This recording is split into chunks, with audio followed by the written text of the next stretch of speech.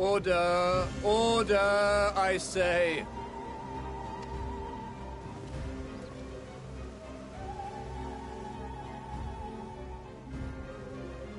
I thank you all for gathering here on such short notice. This day we must speak of grave affairs and their implications for the future of Sharlayan, nay, of this very star.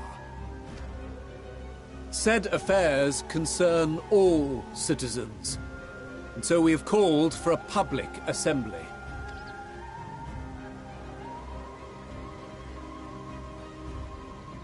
You may have heard rumors of the Telophoroi and the havoc these madmen wreak abroad. Under normal circumstances, we would pay little heed to petty disturbances outside our borders. The final days, however, are another matter altogether. For we dare not ignore these prophetic words of Eld.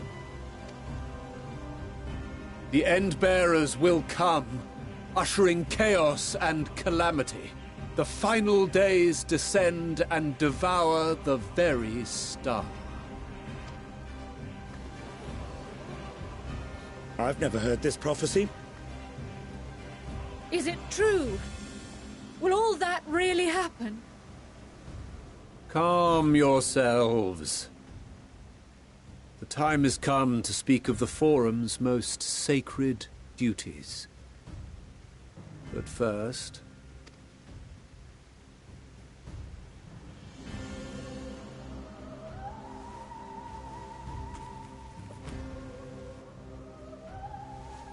Give voice to the voiceless. Let bindings be unbound. By unanimous decree, I declare the enchantment broken.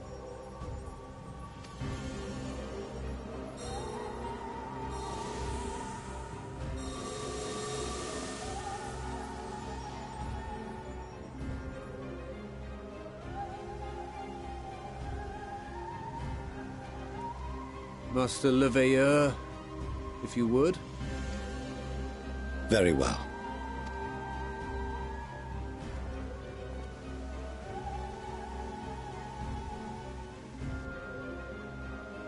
"270 years ago, our forebears began an expedition in the Dravanian hinterlands, in search of a route to access the ethereal sea. This much is public knowledge. Their findings, however, would become the Forum's most closely guarded secret. What those researchers discovered in the hinterlands was not a passage unto the ethereal sea, but the very heart of our star, and Hydaelyn herself.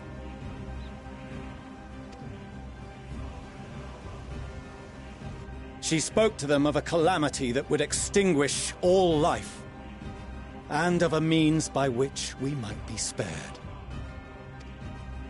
The moon. 'Tis in truth a gargantuan vessel built to serve as sanctuary for her children and deliver them from this doom. Much like Nunkref's hope in ages past, it will bear the people of a world in the throes of death to a new home. Needless to say, this will be no small undertaking. To facilitate the great work, the Forum has maintained close contact with the servants of Hydaelyn, who presently reside on the moon. Convinced that the foretold end was all but inevitable, we began amassing a wealth of knowledge, not merely for the betterment of our nation, but in preparation for the journey to come. You reveal this to us now? By the gods, how long do we have?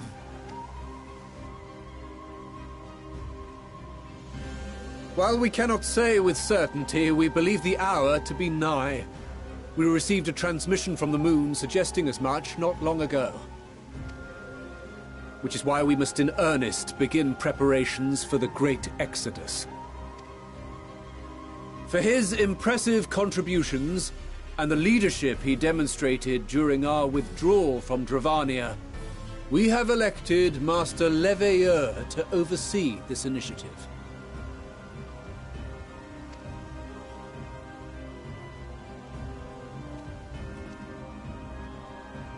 Fellow scribes and scholars, my countrymen, we face a threat of unprecedented scale.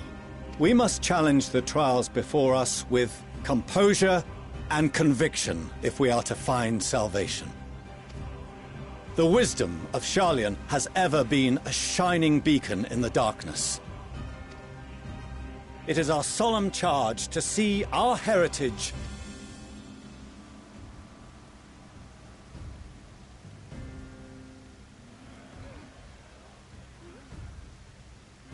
Administrative edicts will be relayed to all major institutions ere long. In the meantime, carry on with your duties. With that, I hereby call this assembly to a close.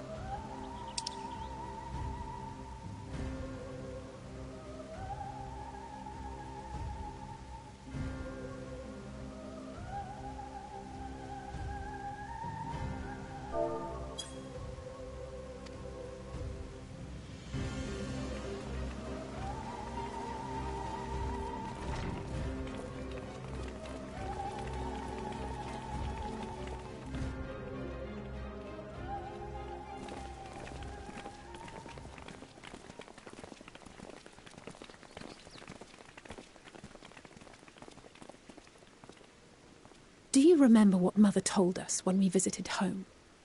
That it wasn't until after we were born that Father seemed to lose himself in his work.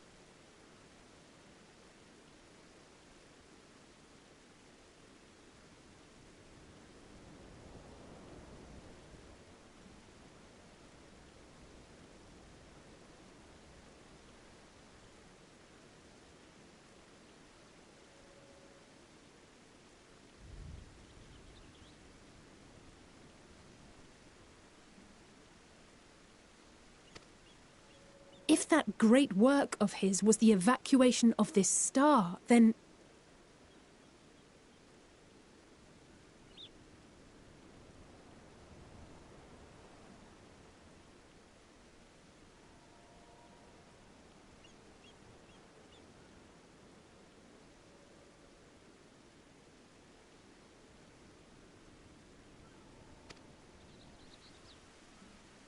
Yes. It wasn't for his benefit.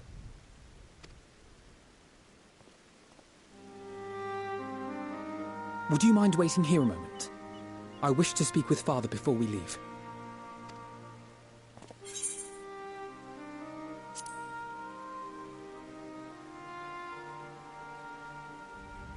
Thank you. I shan't be long. If it's all the same to you, I have a few choice words to share with Father as well.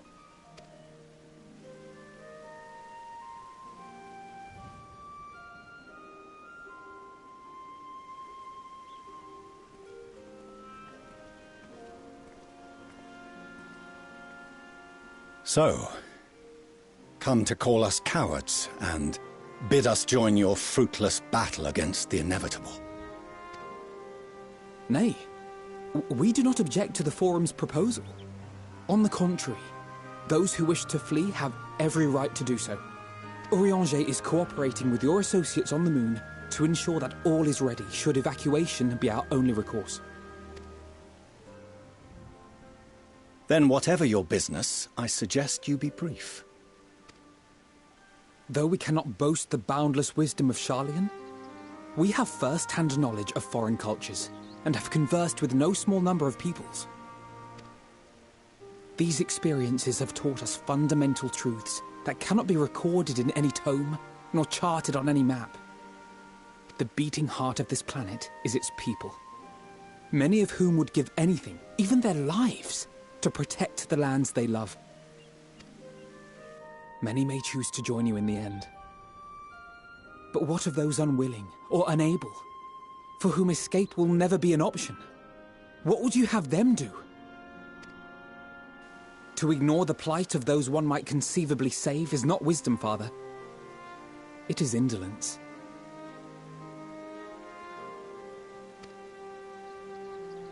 This is why we choose to fight. We'll not ask for your understanding, Father. Only that you don't turn a blind eye to the good we have done. That we can still do. We're not children in need of protection. Hold fast to your principles and let the world burn if it please. But we believe there is still another way.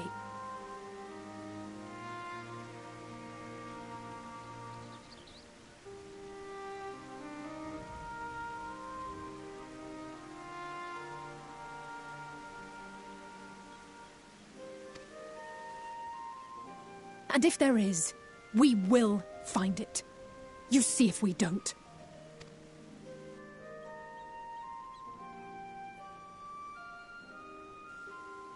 Do as you will. Just stay out of our way.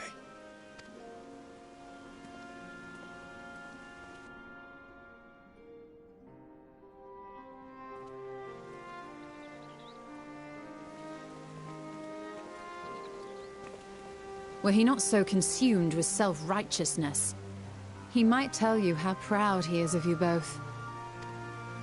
Bold words call for bold action, and there'll be no turning to your father should plans go awry. As if I ever would. So long as there are those who wish to stay and fight for this star, we have to do what we can to help them.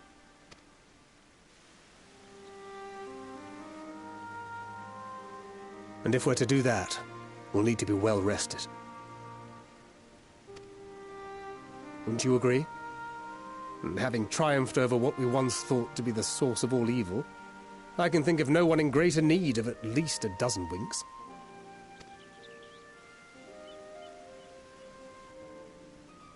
Shall we then?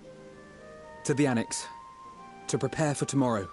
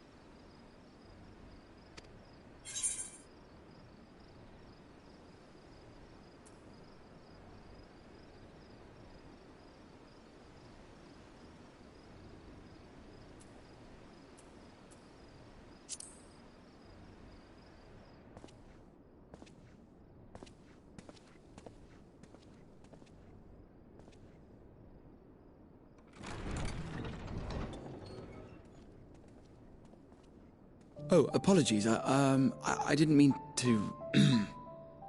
If you could spare a moment before bed. Thank you. I fear this may be the last quiet night we have to talk for quite some time.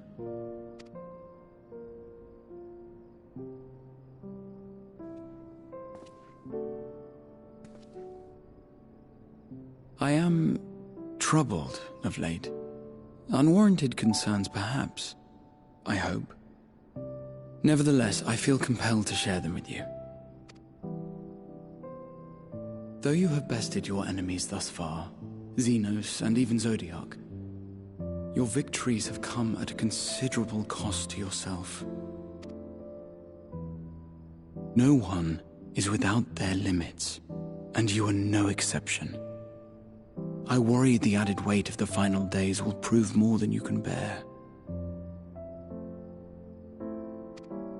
It is surely too much for any one man. But you needn't bear it alone. Let me share your burden. My, carrying capacity pales in comparison to yours, but I could still help. Shoulder the occasional satchel from your ever-growing mountain of, baggage. You have already done so much to help relieve me of mine own encumbrances. 'Tis only fair that I repay you in kind. Of course, it needn't be only troubles we share.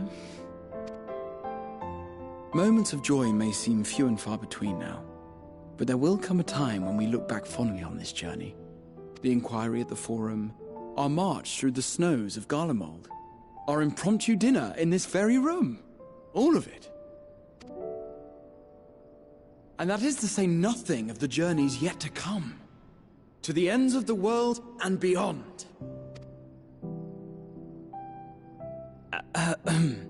But tomorrow will be no less busy than today, and I've kept you from your rest long enough.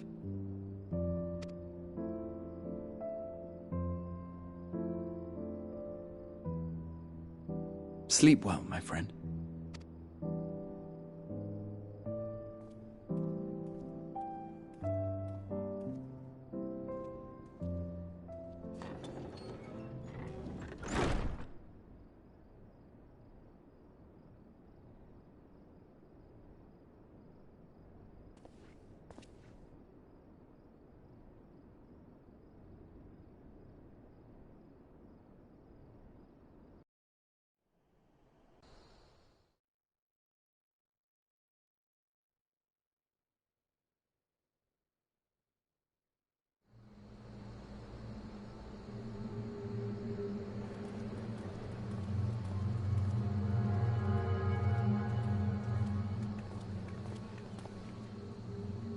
Thank the gods that tower is gone. The sight of it was enough to make me sick. Thank the Ilsebar contingent, more like.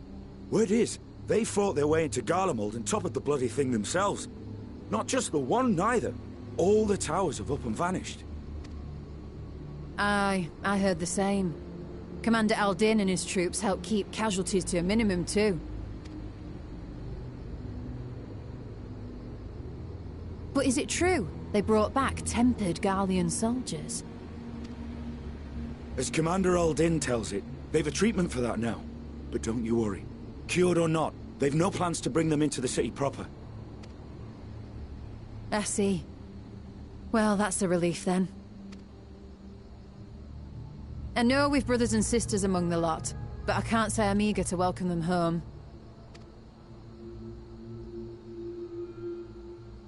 Wanted to think about it for a while yet. They're to be looked after in Alagana for the time being.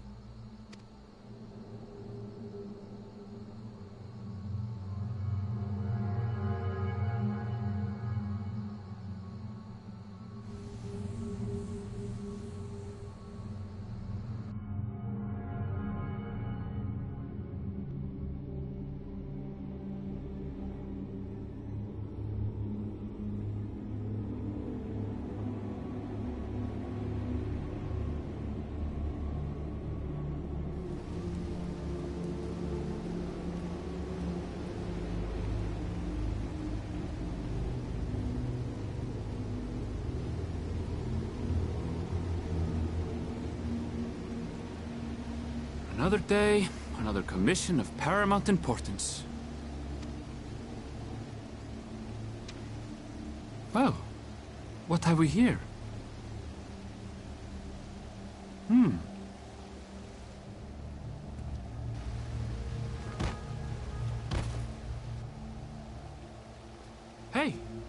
Are you all right?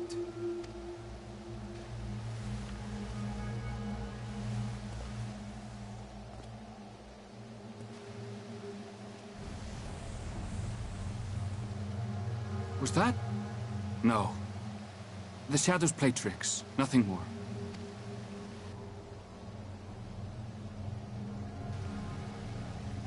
The towers are gone, and the Garlean threat is abated.